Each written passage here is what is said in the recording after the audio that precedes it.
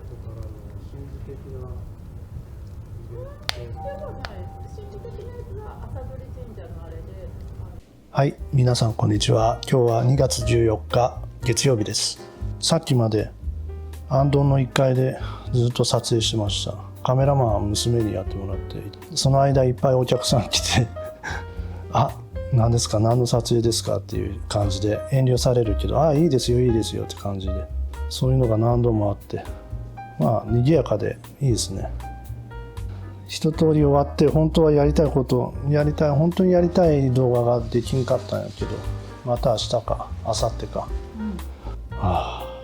そうで、娘には僕が YouTube やってるっていうのは YouTube チャンネルを教えたんですけど、一切誰にも僕が YouTube やってるっていうのは知らないっていうか、チャンネルを教えてない今。まあそのやりたい動画撮ってアップできたらみんなに SNS とかで宣伝しようかなと思ってます。でも一番その前にお教えするのは、アンドの2階の花屋さん、グリーンフラワープハラさん、プハラっていう花屋さんですけど、その方に YouTube やるっつって、 YouTube やる詐欺ずっと1年ぐらい続いてたので、そのお尻をこう蹴っていただいた、お尻を蹴る、こうね、まずエンジンをかけるとこから始めましょうっていう一言から始まったので、先々週かな、まずプハラさんにお教えします。まだ内緒にしてるけど。さて今日はまた陶片のお話です。さっきの撮影でちらっと映ったこの紅色のシノの陶片ですけど、前回のその豊造の偽物の陶片っていう動画で出た陶片とよく似て、すごい紅色なんです。で同じく桃山の紛れもない桃山の陶片の焼き直し。これは何かっていうと、いつ頃やろ、今から10年ぐらい前かな、シノを本当に一生懸命僕作ってた頃に自分のシノと一緒に焼いた陶片です。僕が焼き直した陶片です。こっちはね、桃山のいい陶片ばっかりですけど、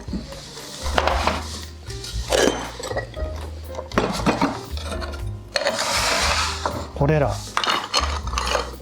この箱の中全部僕が焼き直した古陶の陶片。古陶って美濃に限らず、ここら辺唐津です。はい、休み。間違えて、これ唐津ね、意外とここら辺の美濃の俳優とかと同じぐらいの強さでしたね。唐津よね。唐津のでっかい大鉢。これキセトのドラ鉢。意外ともう薄いです、釉薬が。っていうのは作る感覚から言うと本当に薄い、濃いとこうやってビードラ状になる。これも焼き直し、僕の。わからないですよね、桃山のものと。これちょっとわかりやすいかもしれないです。これは織部に近い、ほぼ酸化で焼いて自然冷却させた窯に入れたキセトやと思います。結構その頃のキセト、いいキセトが作れてました。だから桃山のその薪の大窯の窯の中の雰囲気っていうのも、その窯の中の位置によって強い還元から還元、中性、酸化、いろんな場所によって炎の雰囲気っていうのは割合固定されるような小生の中で、そんな雰囲気を感じました。これも多分これ普通のどうだろう、還元焼成自然冷却で入れた窯の陶片やと思いますね。ちょっとチカチカっと光沢があります。透明感が強い。これもそうやね。これもねやっぱ鉄打ってあるんですよね。こういうのがねにじみやすいで火色が出ていい感じ。これシノと一緒に焼いた陶片です。生地の色がオレンジ色。除冷して還元かけながら除冷して釉薬もこういうマット状態になったもので焦げが出て、焦げが出るっていうのはこの焦げこの焦げとはちょっと違って、本当の季節の焦げっていうのはこれは除冷しないと出ない。で還元がかかったかどうかっていうのはこの生地の色、オレンジ色の生地ですけどほとんど鉄分はない。鉄分はない白い土でわずかな鉄分を出すための還元冷却でオレンジ色になります。これをね多分骨董好きな人はねまだ多分理解されてない方が多いと思う。これはオレンジ色の鉄分のある土ではない。白い土が還元除冷されてオレンジ色になります。これもそう同じで、白いなんていうんかな、まあ元はこれ同じタンクキセトなんてのは白い土でできてるので白い焼き上がりですけど、これは割と還元除冷っていうのがあまりかかってない場所にあったからこういう白い結果になったということで、まあこれは僕が普通に還元自然冷却したので白い土になっただけですけど、これなんかすごいなんか現代チックなシノですね。ある意味ここら辺いい焼き上がり、ちょっとにんまりする焼き上がりです。これ3点土地の後白い土の三角ピンの後こっちにもピン跡。でもこれ僕の窯土かもしれない。あ、そうか、自分の窯土。桃山のものはこことこことここら辺にある。これそうやね。このオレンジ色の土がそう。これは僕の土。もしかしたら昔のながら逃亡の動画に上がってるかもしれない。三角ピンをつけるっていう動画。昔結構 YouTube 上げてたんですよ、10年前。何も考えず。これ完品。傷一つ、欠け一つない。なんでこんなピンク色になるのかっていうのは前の回でお話ししたかどうかわからんけど、窯跡の環境っていうのは割と山林の中の土中にあるわけで、地球上の鉱物で一番多いのは何かわかる？鉄。なんでかっていうと鉄って柔らかいもんで、あらゆるところに鉄の粉末っていうのは溶け込む。砂鉄とか？砂鉄は硬い。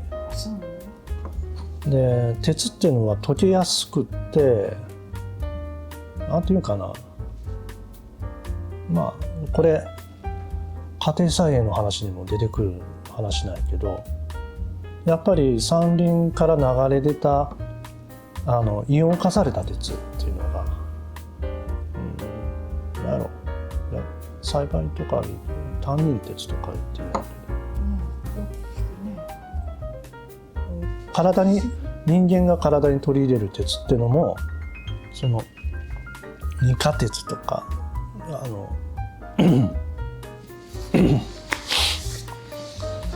人間が体に取り入れる鉄や植物が根っこから鉄分を吸収するっていう形にするための鉄っていうのはまたちょっと違う形の鉄で、究極そこまでいくぐらい鉄っていうのは溶けやすい。あとは窯跡の土壌の環境の pH が酸性に傾きやすいため、どうやっても日本の土壌っていうのはそうなるから、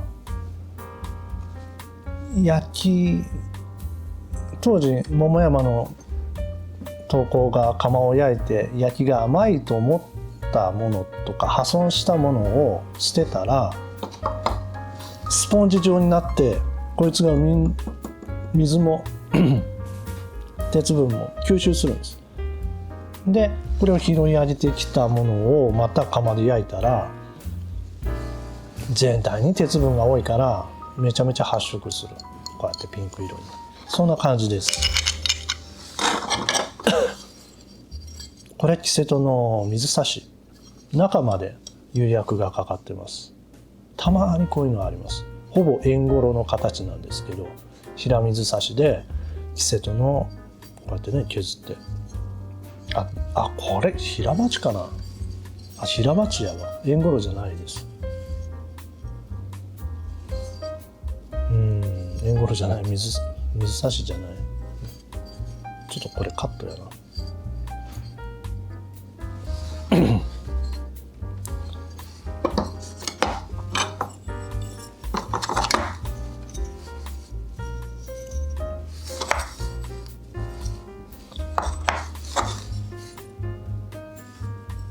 これ何やろわからん。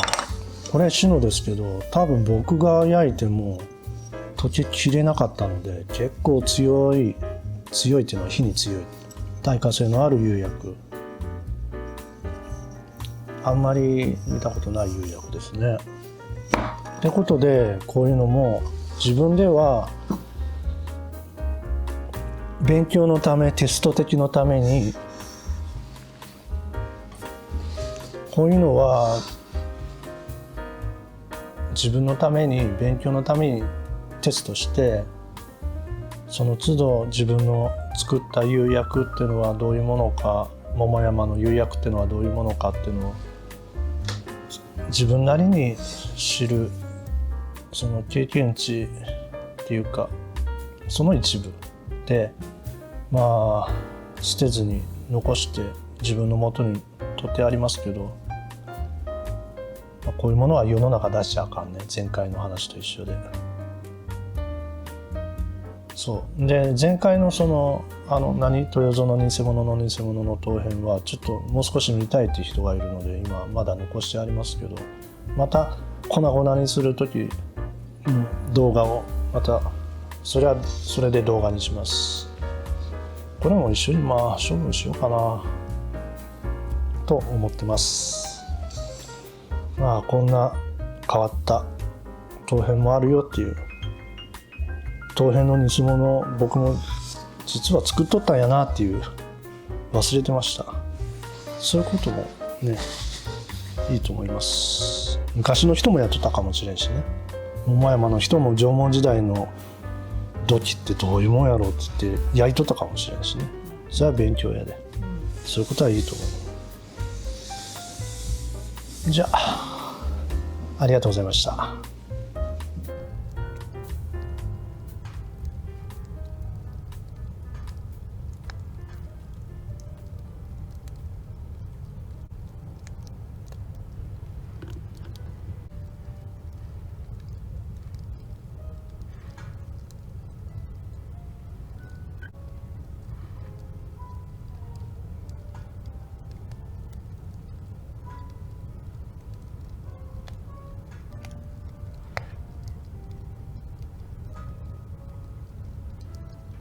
入ってもらっていいですか。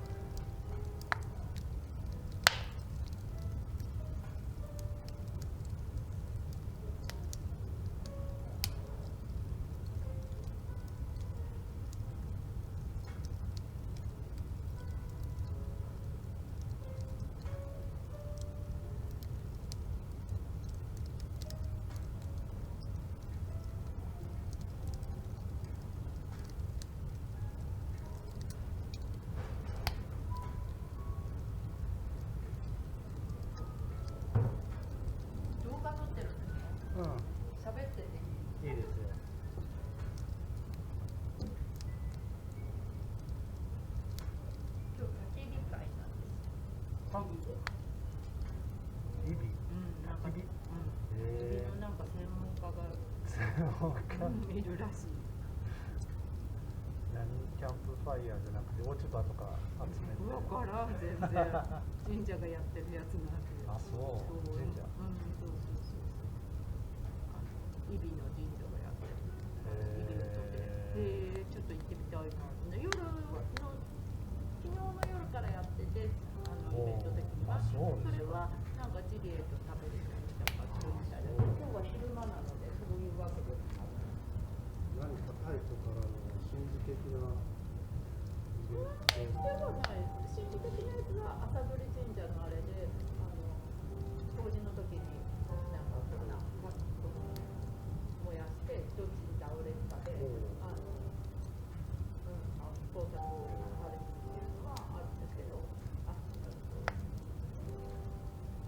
朝日が昇ってくるのを見て結構こうって言いながらやるし、それこそまだ仏教とかそういうものがない時からあるので、宮司さんでも何でもない、その地区を守ってる昔ながらの人がずっと代々やってる。聞いたことある。それって何、社とかない？ないです。もともと神社ってそういうとこだったんですね。もともとのそういうのが今でも残ってるのがやった金山の書籍群かどっちかで大体当時の朝は迎えることにしているので行ったり来たりしてます。やっぱりあれが明けましておめでとうございますね、期限かなとか思っているので、その後にね宗教ができたり何かしていく。やっぱり最初は太陽ね、これから春になっていくってことが大事なことだったかなと。何せ狩猟の時代なので食べていくことがや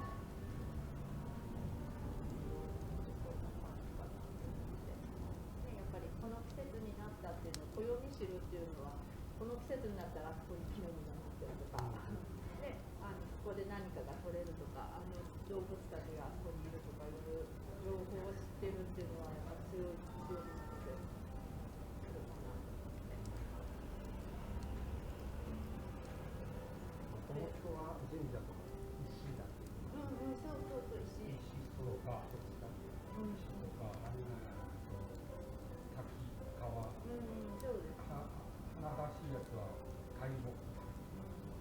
巨樹巨木だから日本で一番古い皆さんはご神体が山です。三輪神社、大宮神社、あそこはもうご神体が山。たくさん宗教もそういうところから来てますね。サムはまたちょっと違うのか。あれは大長大社。いやでも白い山信仰は世界中にある。要はあの山が白くなったらこうしよう。あの白い山が